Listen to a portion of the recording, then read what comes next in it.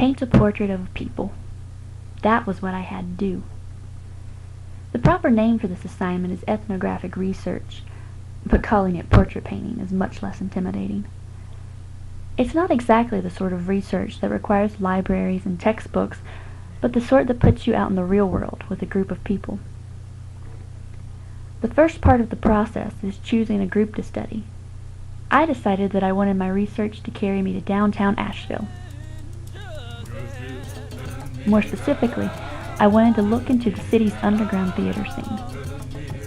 I attended 3 different events: a performance by the Moving Women Dance Company, the Asheville premiere of Chipola, and of course, No Shame, the epitome of Asheville underground theater. After conducting my research and taking careful notes, I started writing my rough draft. So I wrote, and wrote, and then wrote some more. This wasn't an especially difficult paper to write, considering I was working with my own research. I think the hardest part was keeping up with all my thoughts and getting everything down in time before I forgot it.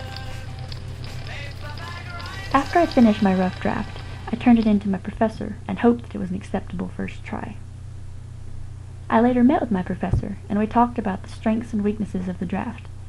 He gave me some great suggestions for making the paper better, and then turned me loose to complete the final draft. I worked on the draft using the suggestions from my professor, and then meticulously reviewed it for typos and other mistakes. Finally, after about a month of work, I had a finished product. There are very few feelings that can match that of a job well done.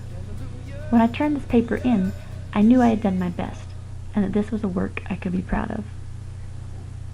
But this was no typical assignment. I had the opportunity to conduct my own research and then share it with others. My ethnographic project was much more than just a paper. It was a life experience.